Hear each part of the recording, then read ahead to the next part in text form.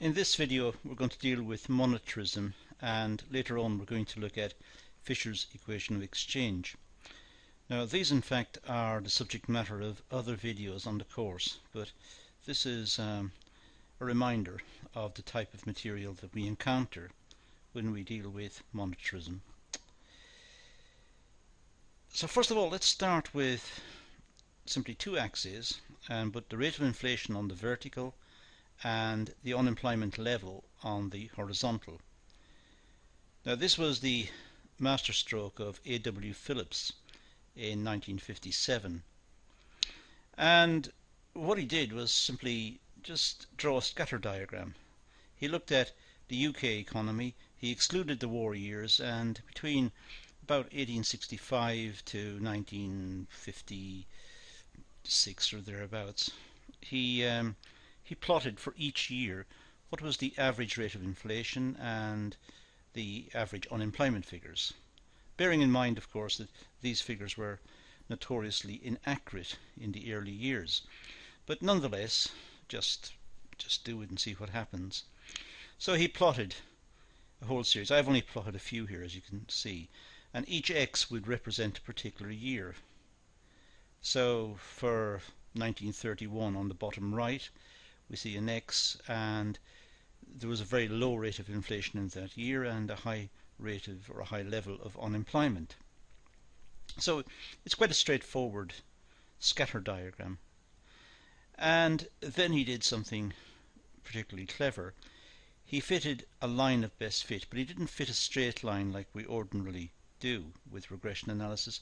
He fitted a curve of best fit and found this curve, which then became known, unsurprisingly enough, as the Phillips curve.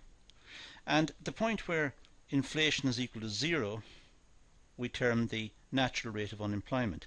In fact, there are various definitions of the natural rate of unemployment, and we'll encounter some others in different classes, or another one in a different class. But for the moment, we'll just say that's the rate of inflation at which, that's the level of unemployment at which there is no inflation. So we'll just call it the natural rate of unemployment. And this became known as the Phillips curve. Now in itself, it doesn't look very impressive. In fact, this was a revolution, because up to this point, governments believed that they could control inflation, control unemployment, control the balance of payments, bring about high rates of economic growth, and also have some sort of distribution policy enabling the poorer families to have some sort of payments as well, a welfare system. And these were written down in by a committee called the Radcliffe Committee. So these were the targets of economic policy: low rates of inflation, low rates of unemployment. Well, you can see immediately that's not possible. We can't have low rates of inflation and low levels of unemployment according to the Phillips curve. It's never happened, and therefore it's not something that can be done. Now, in addition to this, there were other problems.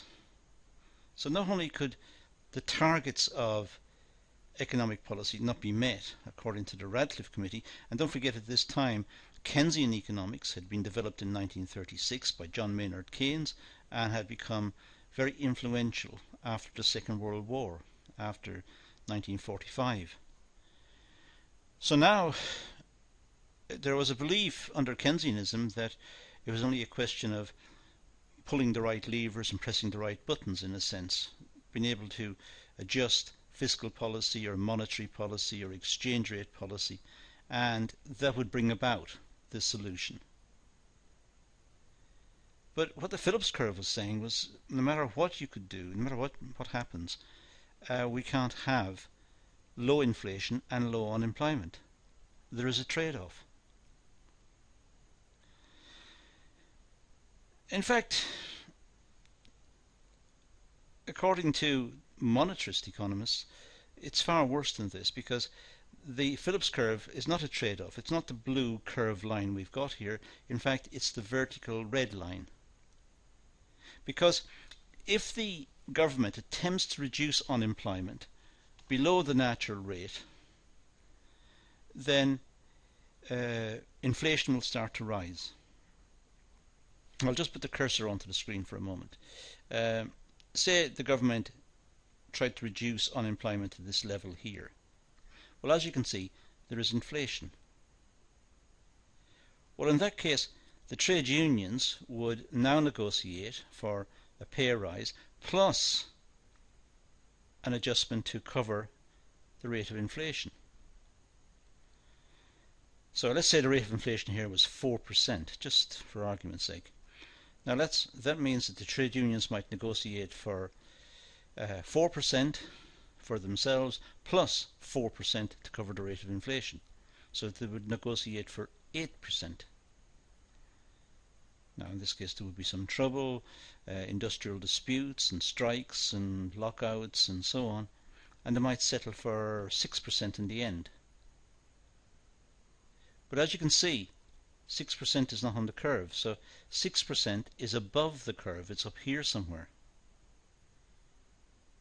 In other words, the rate of inflation will start to accelerate, and that's why the curve is vertical.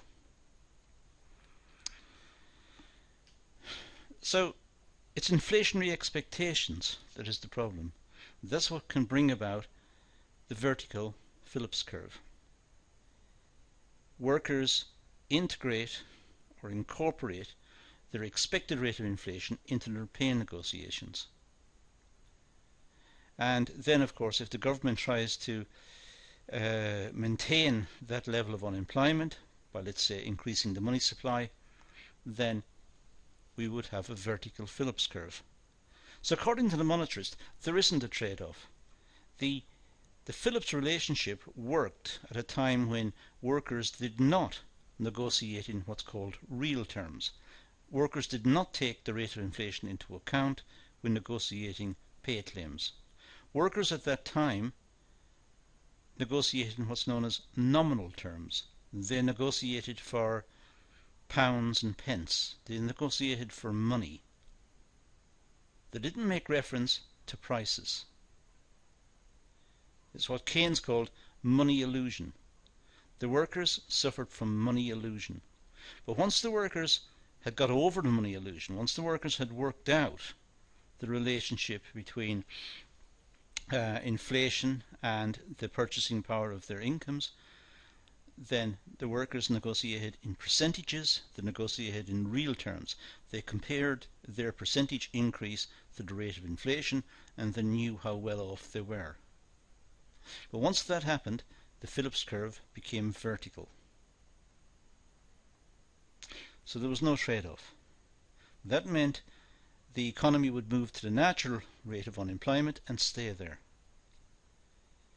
Now the only way it would reduce is if productivity increased, or there was more investment in the economy, so more workers were required, perhaps more technology, more innovation, and perhaps greater training, more workers required, so it may reduce.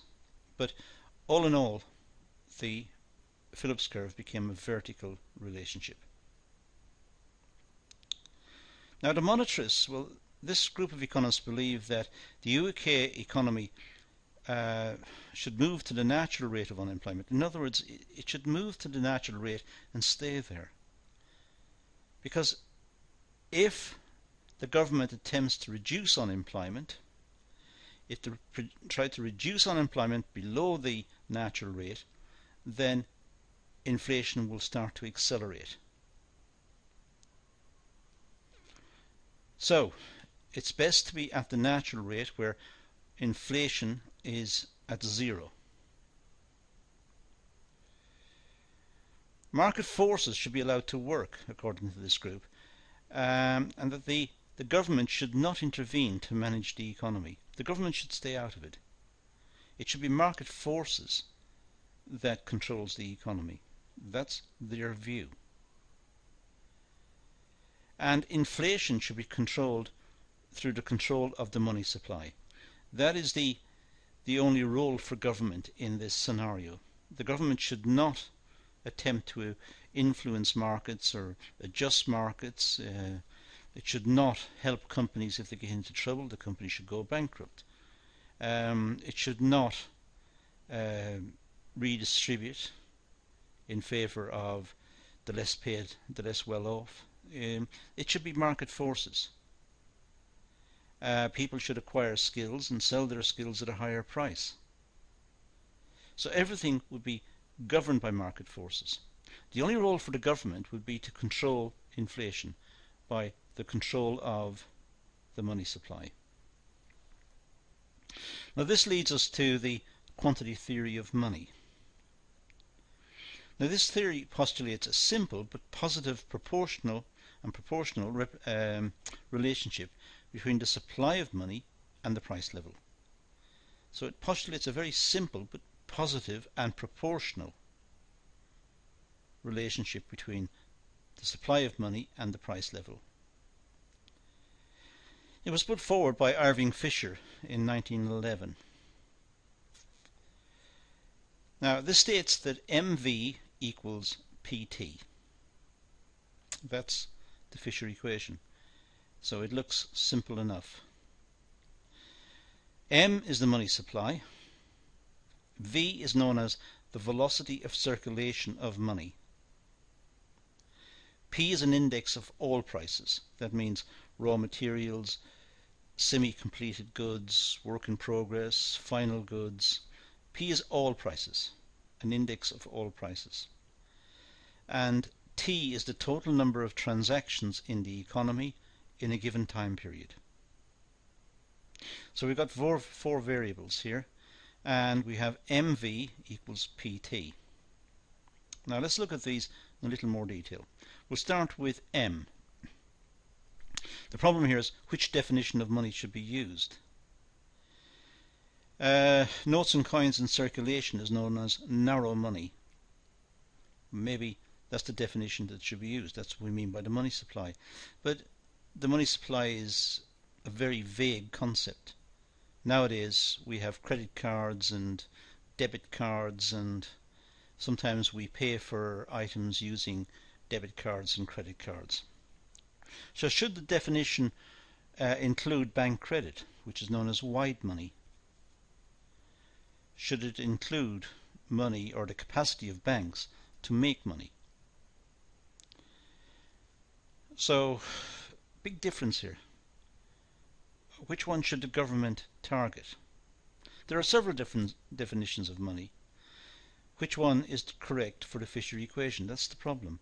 I've only just listed two, but there are others. There's one which incorporates money held overseas. So there are various definitions, and there is a problem about selecting which M we fit into the equation. Now V, the velocity of circulation of money. This is the number of times a unit of currency is used to transact in a given time period. The number of times we use a unit of currency to transact in a given time period. If we use a £5 note and we use it twice every day, it acts like a £10 note. It's performed two transactions. Well, 5 times 2 is 10. So it's the same as one £10 note going around once, or a £5 note going around twice. One £10 note going around once or a £5 note going around twice does the same job. So, person X spends £5 on petrol. The person in the petrol station takes the £5 and buys fish and chips. So the £5 has acted like £10. It's done the same job as £10. In this case, the velocity of circulation is 2. It's done 2 transactions. The £5 note went from person X to the petrol station, and then it went from the petrol station to the fish and chip shop. So it has a velocity of circulation of 2.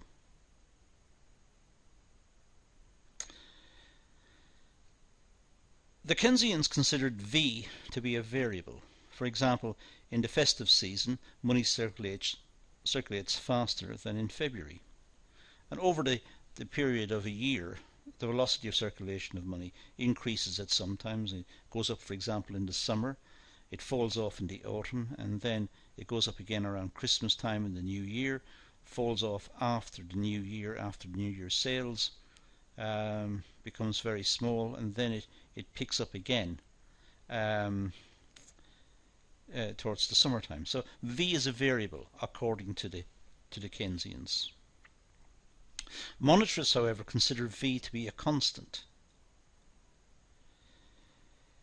Monetarism is a long-run theory, whereas Keynesianism is short-run. And that's the difference. If we consider V over, say, a one-year period, how it varies over the year, well, if we take an average of that, that would be the monetarist's value for V. It would be a constant, a single average figure. So the monetarists would take a very long-run view, look at all of the ups and downs in V due to seasonal factors and sales and slumps and so on, but would average it out. So for the monetarist, it's a constant.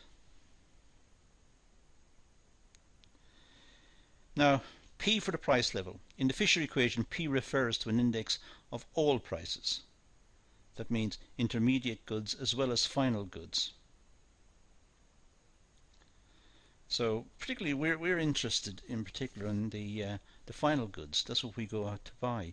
We're not very interested in the intermediate goods that make up the products. We're interested in the final goods. So that may be seen as a limitation of the Fisher equation. Now lastly, the number of transactions. Well, the monetarists assume this to be constant, T. The Keynesians consider transactions to be constant only at full employment. So the monetarists assume it to be constant because they assume the economy will be at the natural rate of unemployment. Because if the government tries to reduce unemployment, inflation will accelerate. So the monetarists assume that the number of transactions is constant at the natural rate of unemployment. Now, we have MV equals PT. We've talked about the various variables, the four of them. Now, if V and T are constants, that means that the change in M leads to a change in P. Delta M leads to a change in P, delta P. Only if V and T are constants. Therefore, in order to control inflation, the government must control the growth of the money supply. Changes in P are caused by changes in M, M for the money supply. So if the government controls the money supply, it will control inflation. And that's how the Fisher equation suggests that inflation can be dealt with, by controlling the money supply. Now the so-called high priest of monetarism, Milton Friedman, who was a Nobel laureate, but oddly enough for his work in consumption theory, not so much in monetarism. But according to Milton Friedman, inflation is always and everywhere a monetary phenomenon. So inflation is always and everywhere a monetary phenomenon. It can be controlled only through adjustments in the money supply. There's only one type of inflation, therefore, demand pull inflation. It means that trade unions can't put up inflation. They can't influence inflation. If the trade unions negotiate for higher pay and the government does not increase the money supply, the trade unions will get higher pay perhaps from the employers, but then the customers will not have extra resources to buy the products at the higher price, so the companies will go out of business. So The trade unions have the capacity to make themselves redundant, but they have not got the capacity to influence the rate of inflation. So trade unions can't cause inflation. Inflation is not demand push. It's not pushed up by the trade unions. Inflation is demand pull. It's caused by the government. So only governments can cause inflation, nobody else, according to this view. Now, Friedman's explanation for the money-inflation connection. Well, we have delta M, the change in the money supply, leading to delta P, a change in the price level. But how does the relationship come about? Well, there's a so-called black box methodology. In other words, it doesn't really matter how it comes about. The fact is, the figures show that the two are related. And in a sense, that's all we need to know. However, we're a curious set of creatures, and we do want to know what's the mechanism. So we do actually want to know how it works. It's not just good enough to say the two seem to be related statistically and that's it. We want to know what is the relationship. A portfolio explanation was offered by Friedman, which suggests that we all have optimum portfolios of assets. We adjust our portfolio of assets over our lifetimes. So we have later in life we have houses and cars and some money in the bank and some furniture and a watch and some jewellery and so on. So we have the ideal portfolio. We've managed to accumulate this perhaps after years of working. In the early life, people are constantly trying to acquire the portfolio. In later life, they perhaps have achieved it. Now, if the government increases the money supply, and this works its way through the economy down to households, then the households will have too much money. Their portfolio will be upset. They had an ideal amount of money before, now they've got too much. So they will dispose of the extra by buying more assets to try and return to an optimum portfolio of assets. So they will spend the excess cash. But of course, in spending the excess cash, they're creating a demand for the goods and services, which will push the price up.